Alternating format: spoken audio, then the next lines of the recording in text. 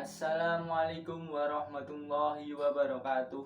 Salam sejahtera bagi kita semua. Om Swastiastu, Namo Buddhaya, dan salam kebajikan.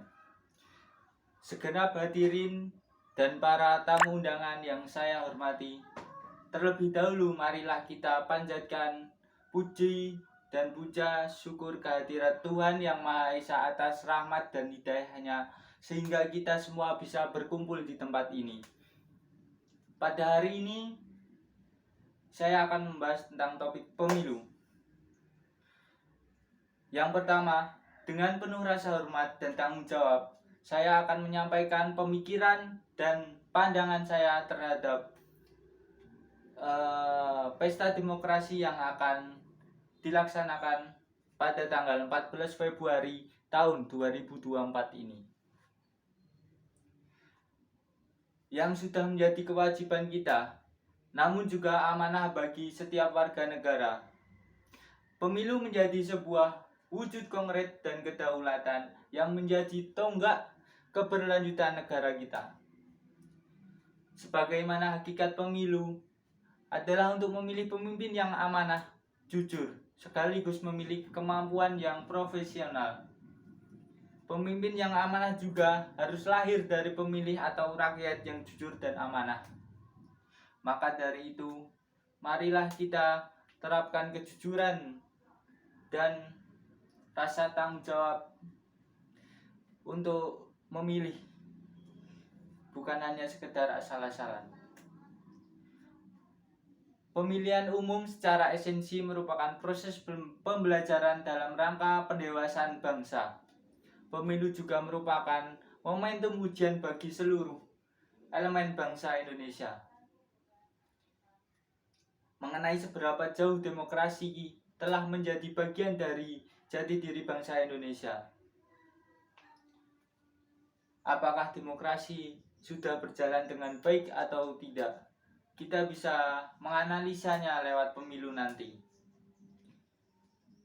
Seiring berjalannya waktu, pemilu bukan lagi sekedar proses penggantian pemimpin, melainkan pula sebagai ajang transformasi masyarakat menuju masa depan yang lebih baik nantinya. Pemilu membangun fondasi demokrasi di mana setiap suara memiliki bobot yang setara, menjadikan setiap rakyat sebagai pemegang kekuasaan, seperti yang kita tahu, dari rakyat untuk rakyat. Oleh karena itu, kita harus memanfaatkan pemilu sebagai momentum besar untuk menciptakan sebuah perubahan yang positif, bukan malah menjadi sebuah hal yang negatif atau perpecah belahan.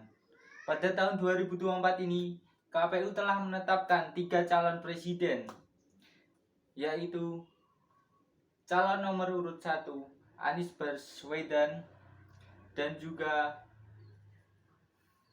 Muhaimin Iskandar. Yang paslon nomor urut 2 ada Prabowo Subianto dan Gibran. Nomor urut 3 ada Ganjar Pranowo dan juga Mahfud MD. Kita bisa melihat dari ketiga calon tersebut ada beberapa kelebihan dan juga mempunyai kekurangan. Dari ketiga calon tersebut kita bisa menilai manakah yang terbaik untuk bangsa ini. Tentunya kita juga harus melihat latar belakangnya masing-masing.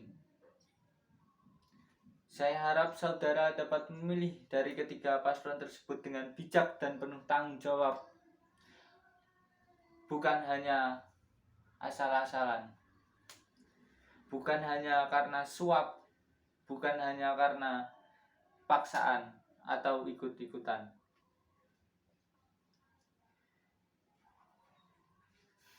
Dari ketiga calon tersebut, hendaknya kita dapat memilih calon presiden yang mempunyai kepribadian yang amanah, jujur, serta tanggung jawab. Bukan hanya mementingkan dirinya sendiri, tapi juga rakyatnya.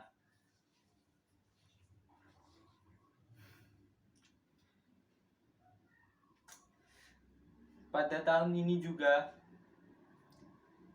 tidak hanya calon presiden saja, namun juga ada pemilihan pemimpin legislatif dari daerah sampai pusat. Tentunya dari argumen saya di atas, pemilu bukan untuk memilih yang terbaik, tetapi untuk mencegah yang terburuk berkuasa. Maka dari itu, peran aktif warga sekalian dalam pemilu menjadi kunci keberhasilan proses demokrasi dengan memberikan hak suaranya masing-masing. Kita turut menentukan arah kebijakan dan masa depan bangsa. Oleh karena itu, marilah kita bersama-sama ikut berpartisipasi dalam pemilu tahun ini. Pemilu menjadi tanggung jawab kita bersama sebagai bangsa Indonesia, bukan hanya tanggung jawab pemerintah maupun penyelenggara pemilu. Namun penting bagi kita untuk memandang pemilu sebagai ajang persaingan politik semata. Jangan karena perbedaan pendapat dan pilihan kita menjadi pecah belah dan saling menjatuhkan. Saya akan mengevaluasi pada tahun sebelumnya. Terjadi banyak sekali konflik hingga terdapat korban jiwa yang dikarenakan perbedaan pendapat serta pilihan. Kita seharusnya perlu menciptakan lingkungan yang kondusif di masa pemilu ini, di mana perbedaan pendapat dihargai, yang sejatinya bangsa Indonesia adalah negara demokrasi yang bebas berpendapat, serta menjadikan musyawarah sebagai jembatan untuk mencapai mufakat yang mencerminkan Pancasila sebagai dasar negara. Pemilu seharusnya menjadi tonggak persatuan, bukan perpecahan, untuk menuju masa depan yang lebih baik.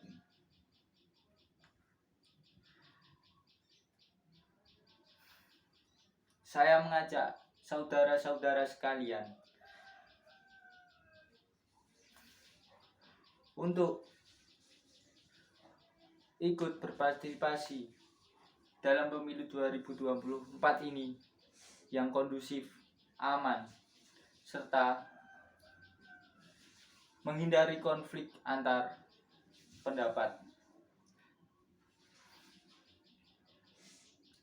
Sebagai penutup,